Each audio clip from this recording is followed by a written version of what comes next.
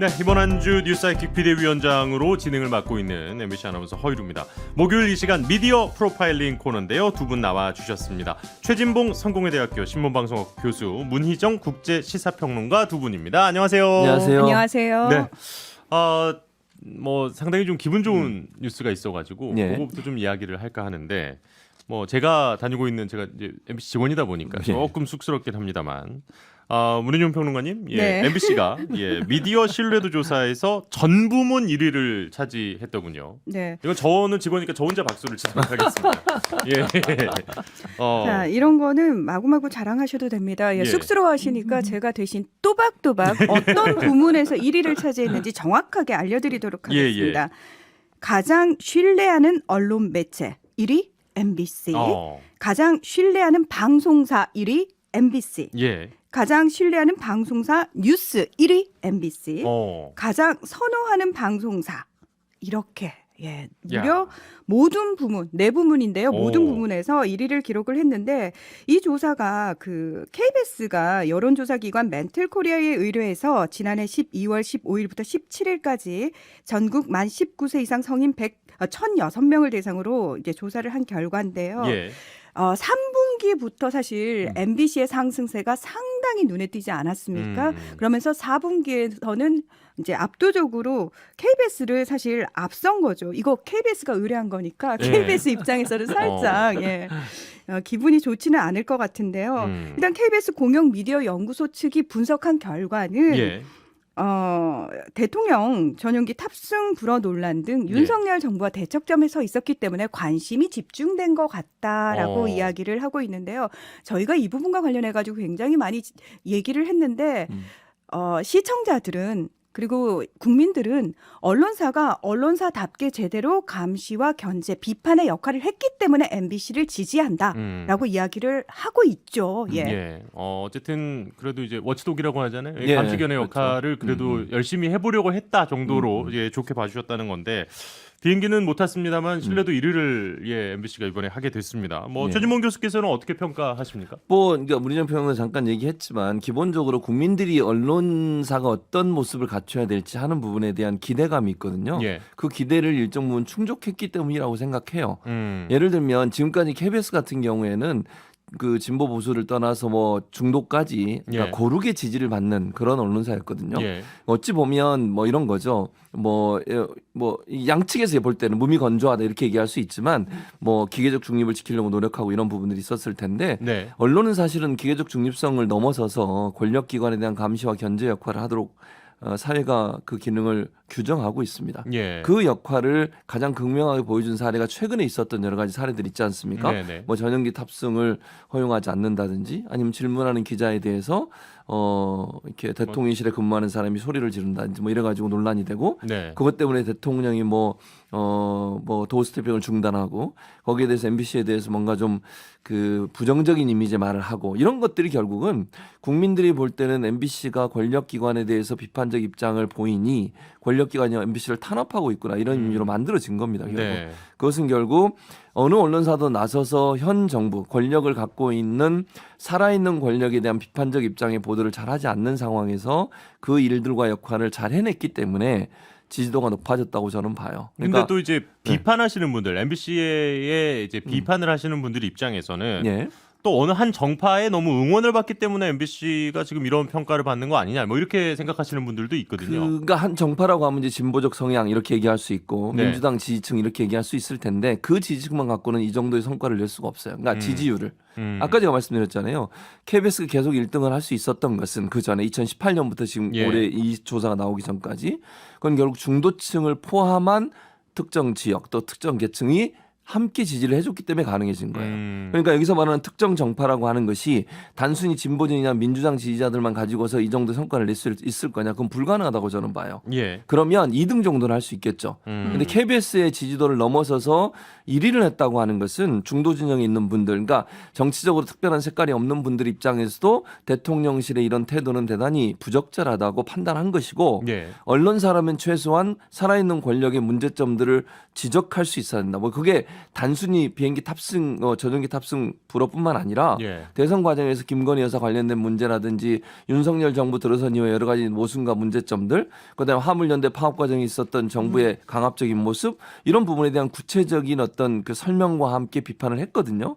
이런 부분들이 결국은 중도에 있는 분들까지도 MBC의 어떤 신뢰도를 높이는데 지지를 해준 예. 그런 영향을 미치는 요소 작용했기 때문에 네네네. 제가 볼 때는 이거는 어느 한쪽의 진영의 지지만으로는 불가능하다고 봅니다. 예, 뭐 일단은 제 입으로 이제 더 얘기하기 좀 민망하니까 MBC 얘기는 여기까지 하도록 하고요. 예, 여기서 살짝만 보태자면 이제 네. MBC 뉴스 유튜브 구독자가 최근 300만 명을 또 돌파를 했다고 합니다. 라디오도 우리 MBC 라디오 시사 많은 구독 부탁드리고요.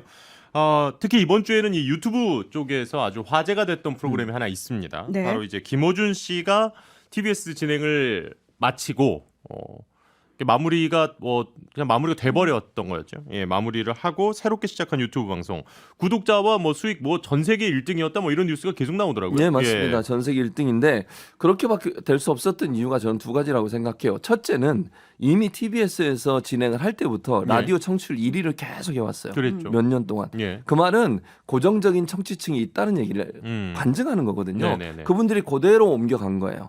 두 번째, 거기에다가 MBC 사례도 아까 말씀을 드렸습니다만 김어준 씨가 방송을 그만두게 된 게 물론 정치적으로 한쪽에 편향돼 있다 이런 비판의 여지는 있을 수 있지만 그럼에도 불구하고 방송사에 대한 지원을 완전히 끊어서 더 네. 이상 방송을 진행할 수 없도록 만든 서울시의 일방적인, 그것도 서울시 의회의 국민의힘 의원들의 일방적인 일방 통행식 통보가 예. 어찌 보면 반발을 더 불러왔다고 생각해요. 그러니까 응원의 메시지도 저는 있다고 봅니다. 그래서 고정 청취층과 함께 응원의 메시지를 갖고 있는 사람들까지 함께 들어줌으로써 예. 제가 볼 때는 김어준 씨가 이 정도의 어떤 성과를 낸 게 아닌가 그렇게 생각을 합니다. 그 앞서서 MBC 뉴스 유튜브 구독자 300만 명 예. 넘어섰다고 말씀하셨는데 거의 BTS나 음. 블랙핑크급으로 올라섰거든요. MBC 어, 뉴스가. 아이고야. 예. 예. 굉장히 자부심 가지셔도 될 것 같고요. 네네네. 예.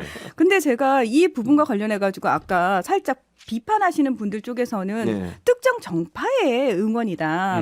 몰아주기니까 이 정도 나오는 거다라는 식으로 얘기를 하는데 우리가 신문밖에 없던 시절을 생각해 보면 사실 그 신문을 이제 어느 정도로 구독을 하느냐, 구독 그 수에 따라서 그렇죠. 이 언론사의 어떤 영향력을 예, 얘기를 부수죠, 그렇죠. 부수. 예. 부수에 따라서 그렇게 얘기하지 않았습니까? 근데 지금은요. 유튜브 세대지 않습니까? 유튜브 시대고 그러면 내가 신뢰하는 언론사를 어떻게 표현할 것이냐. 물론 여론조사를 통해서도 어디를 신뢰한다라고 얘기를 할 수 있지만 저는 직접적으로 나타나는 수치를 무시해서는 안 된다고 생각을 해요. 그래서 MBC를 정말 특정 정파가 진보 성향의 사람들이 보기 때문이 아니라 MBC가 정도의 비판을 하고 있기 때문에 언론으로서의 제대로 역할을 하고 있기 때문에 응원을 해주는 거고요.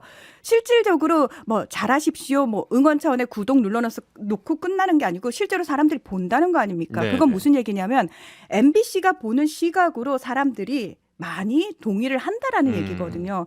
지금 김어준 씨 유튜브 같은 경우에는 제가 지금 켜고 있는데 97만 7천 명이에요, 구독자가. 한 사흘 나흘 만에 지금 그렇죠. 100만 명에 다 거죠. 도달을 네, 했군요. 네. 예. 첫날 20만 명 돌파했거든요. 예. 티저 10몇 초짜리 올라와 있을 때, 네, 네. 55초짜리 올라와 있을 네. 때. 예. 그리고 사실 지금 매일 실시간으로 보시는 분들이 20만 명에 육박하거든요. 그리고 그렇게 올려놓은 방송들은 하루 종일 지금 첫날 방송 같은 경우에는 258만의 조회수가 나왔어요. 야, 대단하네요. 예. 저는 이거 자체가 이게 민심이다. 예.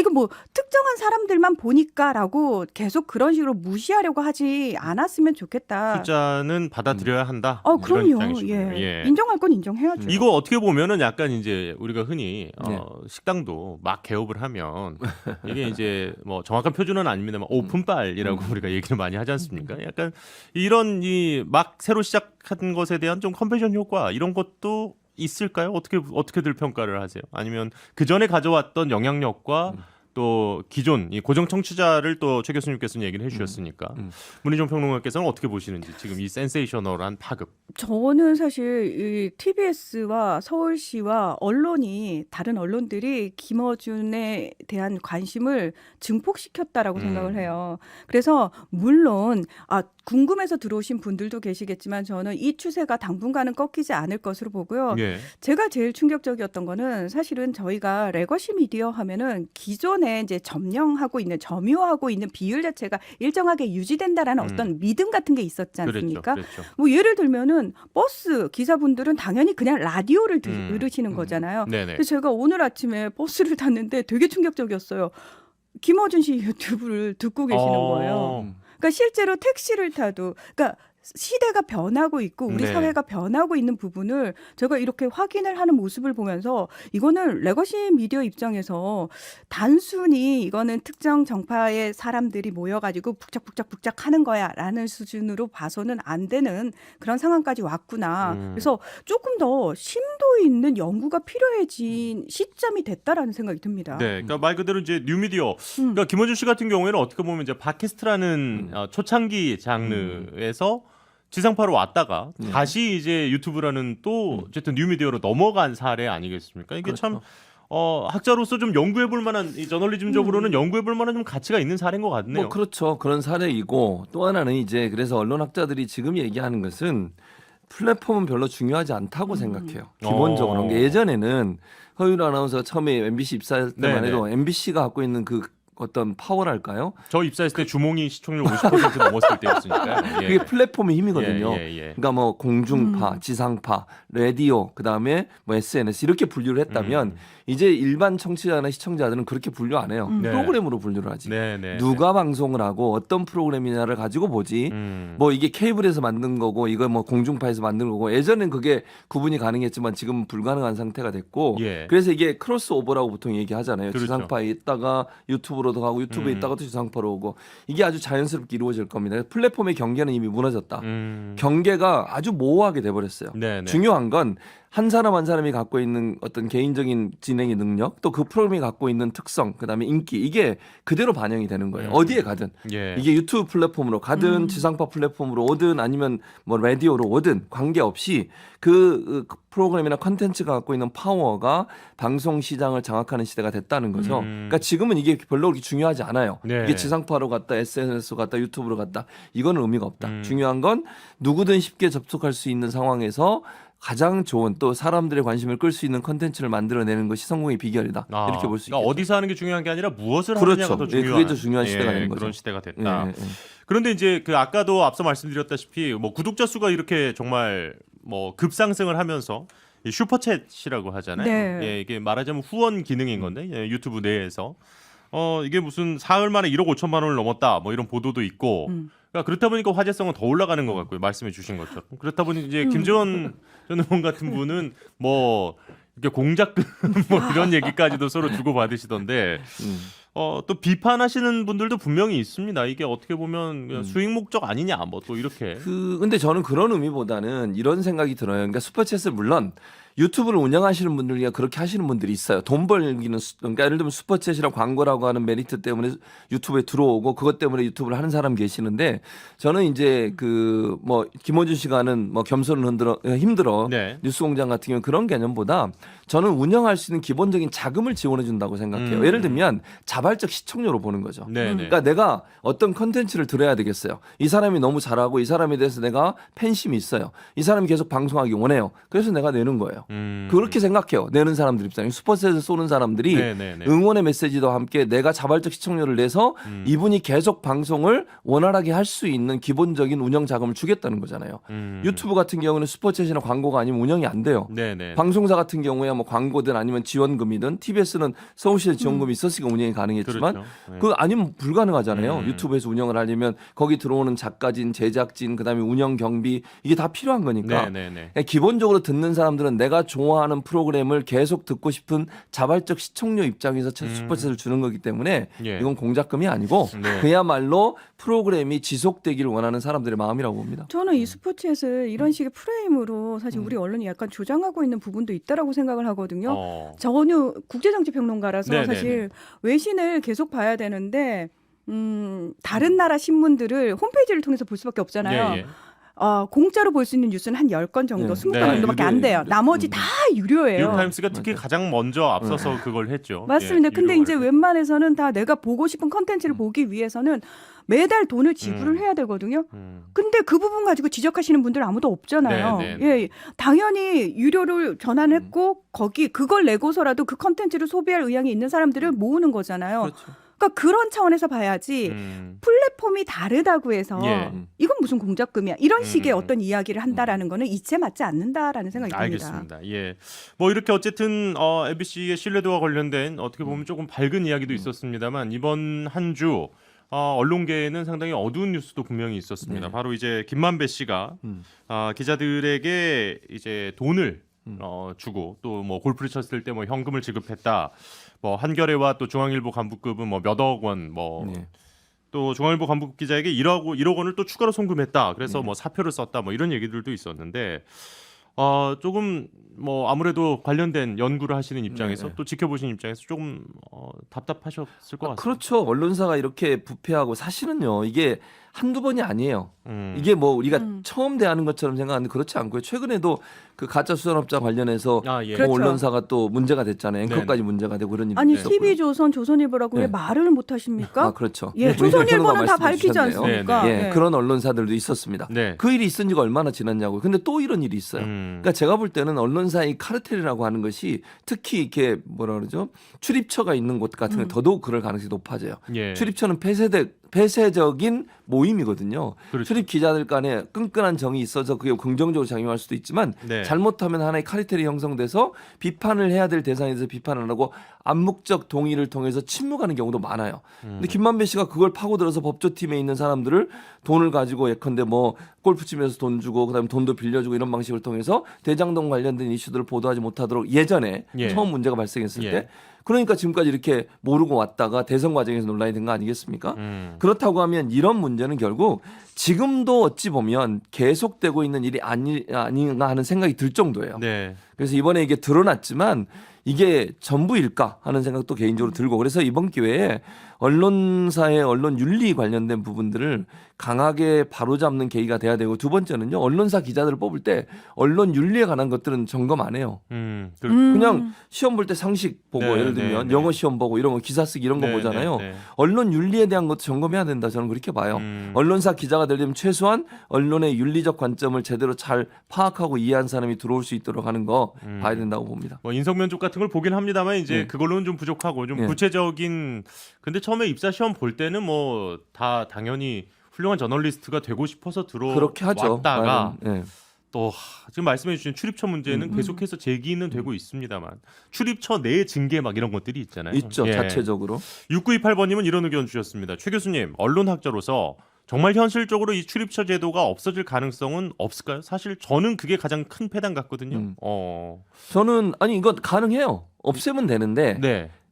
기자들이 안 없애려고 하는 거예요. 예전에 한번 기억나시는지 모르겠는데 노무현 전 대통령께서 예. 그 기자실 폐쇄한 적이 있었어요. 그랬죠. 그때 얼마나 조선일보를 포함해서 보수 언론들이 얼마나 공격했는지 언론자의 언론 침해라고. 예. 그게 바로 기자실 폐쇄하기 위한 시작이었어요.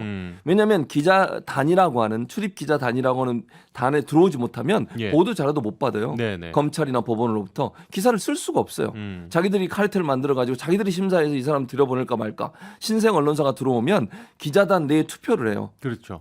이게 얼마나 폐쇄적이냐는 거죠. 누구든 들어올 수 있으니까 그렇죠. 노무현 전 대통령 입장은 뭐였냐면 어떤 언론사든 들어와서 보도자료도 받고 질문도 할 수 있어야 되는데 왜 출입 기자들만 그렇게 특별한 권한을 갖고 있느냐. 이거 예. 없애려고 했는데 엄청난 비판을, 저항을 비판을 받은 거죠. 그게 예. 언론사들이 그런 거예요. 그러니까 의지를 가지면 할 수 있는데 언론사들이 반대를 엄청나게 하고 그 언론사들의 반대를 정부가 기관이 넘어서지 못하기 때문에 출입처는 계속되고 있는 겁니다. 법적으로 없애도 상관없어요. 아 그렇군요. 전혀 문제가 없어요. 예. 지금 뭐 계속해서 보도가 나왔습니다. 예, 뭐 중앙일보, 한겨레, 그다음에 한국일보, 채널 A, 뭐 이제 이런 4개 근데 언론사가 한겨레만 사실 공식적으로 사과 표명했거든요. 그렇죠. 그리고 이제 지금 편집국장과 대표가 또 사퇴를 사퇴했죠. 했고요. 그렇죠. 예. 직접 된 그 당사자도 사실 해임하고 예. 그런데 나머지 중앙일보, 한국일보, 채널A에서는 어떤 얘기도 안 나오고 있어요. 사실 우리가 이 기사를 보면서 국민들이 그러면 이게 그런 뇌물이 섞여 있었기 때문에 사실 물밑에서 그런 거래가 있었기 때문에 그런 성향의 또는 그런 편파적인 기사가 나왔던 거야? 이렇게 되면 앞으로 국민들은 이들이 써내는 그 어떤 보도를 보더라도 이건 또 물밑에서 어떤 협상이 오갔기 때문에 이런 기사가 나오는 거지라는 의심을 가질 수밖에 없는 상황을 언론사 스스로 만들었거든요. 예.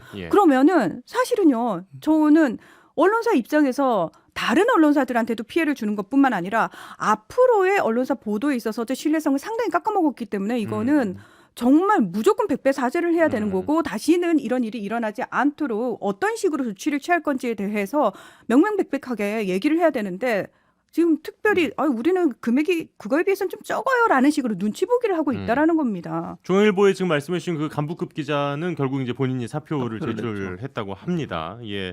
뭐 이 건과 관련해서 최진목 교수님의 좀 정리 한 30초 정도 듣고 마무리하도록 네, 저는 이렇게 생각해요. 그러니까 취재윤리강령이라고 하는 게 언론사마다 다 있습니다. 미국은 1932년도에 만들었고 우리는 50년대에 만들었거든요.